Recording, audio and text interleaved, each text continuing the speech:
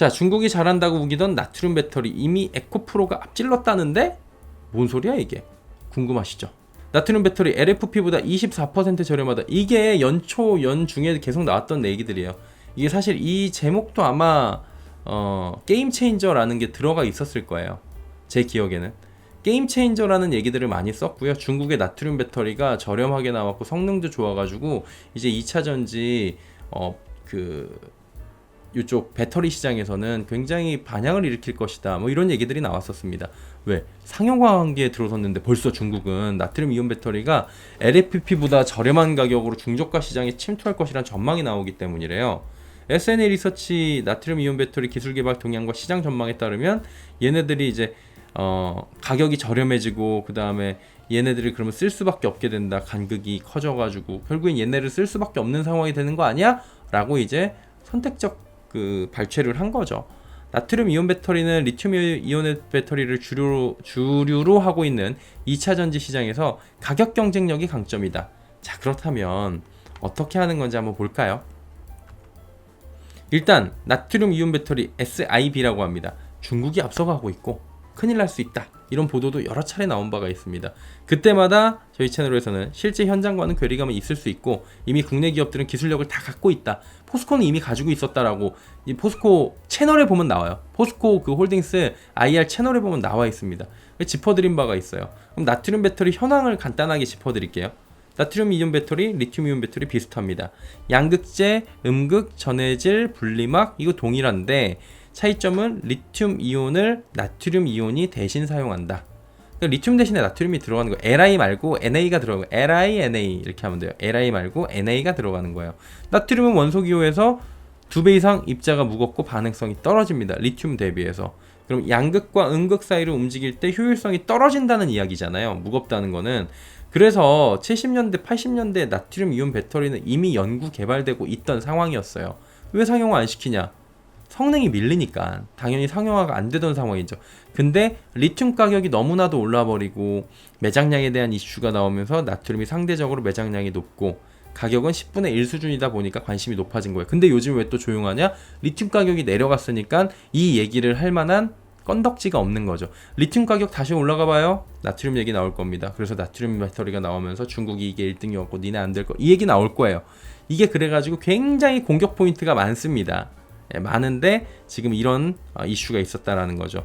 만약에 나트륨 이온 배터리로 모든 것들이 교체되면 어떻게 돼요? 만약에 극단적으로 현재 리튬 이온 배터리에서 사용하고 있는 양극, 음극, 기판, 전해질 모두 바뀌어야 됩니다. 4대 소자가 싹 바뀌어야 돼요. 사용하는 건 같은데 이게 공급망이 바뀌어요. 그러면 공급망 교체에 따른 비용과 시간이 걸리는데 이거를 기업들이 할까요? 이 단점을 그리고 이 투자 비용을 다시 넣고 이걸 할까요? 이것 때문에 나트륨 이온 배터리가 모든 곳에 사용돼야 돼요. 이걸 하려면 싸구려도 써야 되고 중가도 써야 되고 고가도 써야 되고 맨 위에도 써야 되고 이거 하나로 모든 게 통일이 돼야 되면은 하겠죠. 모든 게 가야 될 길이면 이거 그렇게 할까요? 예, 안 한다는 거예요. 그래서 장단점이 뭐길래 이렇게 얘기가 나오는지 정리해보면 짧게 정리할게요. 장점, 싸게 만들 수 있다. 왜? 나트륨이 리튬보다 싸잖아요. 소재도 싸요. 30-40% 싸대요. 그리고 입자가 커서 반응성이 느리고 안정성이 떨어져요. 저온 특성이 좋아요. 그러면은 안전하다라는 거예요. 폭발의 위험이나 이런 것들이 떨어져요. 단점, 에너지 밀도가 낮아요. 끝! 이거면 사실은 에너지 밀도 낮으면 끝! 원래 그럼 달리는 거리가 적다는 건데요. 뭐 부피당, 무게당 에너지 밀도가 낮다. 큰 단점이면 수명 특성도 떨어진다. 수명이 짧다는 거예요. 장점과 단점이 명확하죠. 얘들은. 그러면 사용 영역은 있을 거예요. 거리가 짧은 동네 마실용, 근거리 이동용, 그 다음에 근거리 배송용 이런 거는 가능하겠죠. 종합적으로 볼 때 가격 낮고 안정성이 좋은데 에너지 밀도가 떨어지고 수명이 낮아요. 전기차는 뭐예요? 이동수단이에요. 에너지 밀도가 가장 중요한데 LFP보다도 떨어져요. 이거 실제로 밀도 계산해보면. 오늘은 안 가지고 왔는데 3원계를 대체하기보다는 이거는 사실은 LFP 대체제예요. 그러니까 동일 배터리를 탑재할 때 적게 가고 자주 충전해야 되고 그러면은 배터리 한 개를 더 달아야 되고 그럼 무거워지는데 이건 단점이죠. 이건 이미 다 우리가 알고 있는 상식이죠. 그래서 나트륨 이온 배터리는 상용화 단계에서 ESS용으로 쓰거나 동네 마실용 전기차 정도로 씁니다. 그럼에도 중국에서 개발한 나트륨 배터리의 성능이 좋고 가격이 저렴해서 게임 체인저가 될 것이라는 이야기가 주를 이루고 있던 거예요. 그래서 삼원계를 대체할 수 있다 보다는 저가 전기차 시장 마켓에서 중국 전기차에 비해 나트륨 배터리 경쟁력이 떨어진다, 이렇게 봐야 되는 거였는데 이마저도 지금 쉽지 않게 돼버린 거예요. 왜? 보세요. 에코프로가 중국보다 용량이 뛰어난 나트륨 이온 배터리 양극재를 개발했다고 밝혔다. 중국이 이거 선도하는 분야였는데 뒤집을 기회가 생긴 것이다. 하이니켈 양극재 시장에서 확보한 경쟁 우위를 SIBC 양극재에서도 가져갈 것으로 기대가 된다. 충방전 효율과 전압을 높여가는 상황으로 국내 배터리 3사가 나트륨 이온 배터리 셀을 개발하면 이에 대응해서 우리도 상용화하겠다. 이미 준비를 해놓은 상황인 겁니다. 에코프로는 2년가량 SIB를 개발을 해왔고 중국에서는 CATL과 하이나가 SIB 기술 개발을 주도하고 있는 상황입니다. SIB는 나트륨 매장량 지각의 2.7%가 리튬 대비 많아 저렴하다는 게 최대 장점으로 알려진다. 맞는 얘기죠?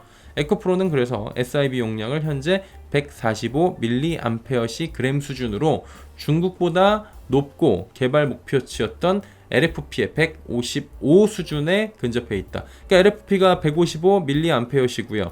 그 다음에 지금 에코프로가 개발한 지금 나트륨 이온 배터리가 145mAh라고 하더라고요. 이게 저번에 보니까 다 다르긴 한데 127, 135 뭐 이런 식으로 나오는 데도 있고 조금 조사를 해보면 나오더라고요. 근데 전반적으로 LFP보다 좀 떨어지는데 오히려 이제 근접했다 LFP에, 이렇게까지 얘기가 나오고 있는 거예요. 잔류 나트륨도 2299 ppm으로 중국 대비 2배 이상 줄여서 충방전 50회 기준 92.2%의 수명을 확보한 것으로 발표가 되고 있다. 그러면 수명의 안정성도 높이고 그 다음에 수명도 늘렸고 그 다음에 에너지 밀도도 높였고 훨씬 좋은 거네? 이거는 이제 숫자로 비교를 하는 거기 때문에 누구보다 좋고 나쁘고는 명확하게 떨어지는 겁니다. 결론적으로 뭐예요? 해당 업황을 둘러싼 불안감 조성하는 요소들이 하나씩 제거되고 있다라는 겁니다.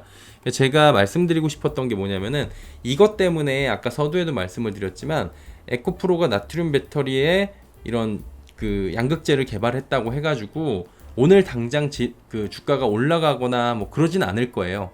이거는 그렇게 큰 이슈는 아니거든요. 다만 뭐냐면은 업황을 둘러싼 불안감을 조성하던 요소들이 몇 개가 있어요. 왕왕 나오던 것들이. 그게 제거가 되고 있다는 겁니다. 하나는 뭐예요? 트럼프 이슈 있잖아요. 트럼프가 대통령만 되면은 다 끝날 거야. 대통령만 돼도 IRA나 이런 문제점들이 물론 이제 업황이 조금 문제가 생길 수는 있겠죠. 투심이. 근데 이제 근본적으로 봤을 때 IRA 폐기 못 시키잖아요.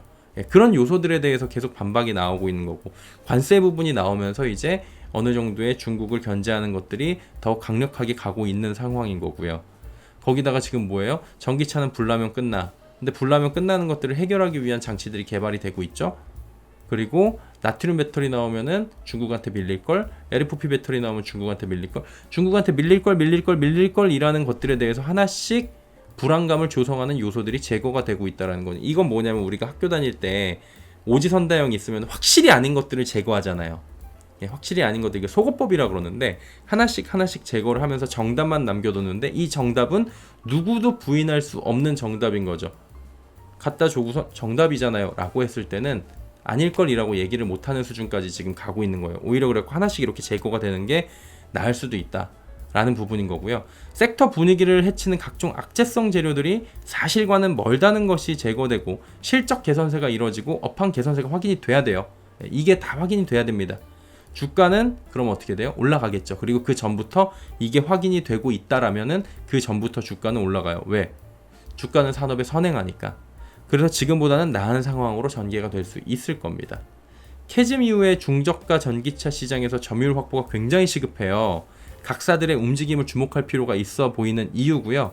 고전한 미드니켈 올해, 그리고 지금 나트륨 이온 배터리 이야기 나왔죠. 리치망간, 하이망간, 뭐 오에로 이렇게 얘기를 하는데 망간 비중을 높인 것들, 이런 중저가 시장에 대한 그 시장에서의 캐파 확대에 대해서도 항상 주목하면서 보고 계셔야 될 것 같다라고 정리를 해드리도록 하겠습니다.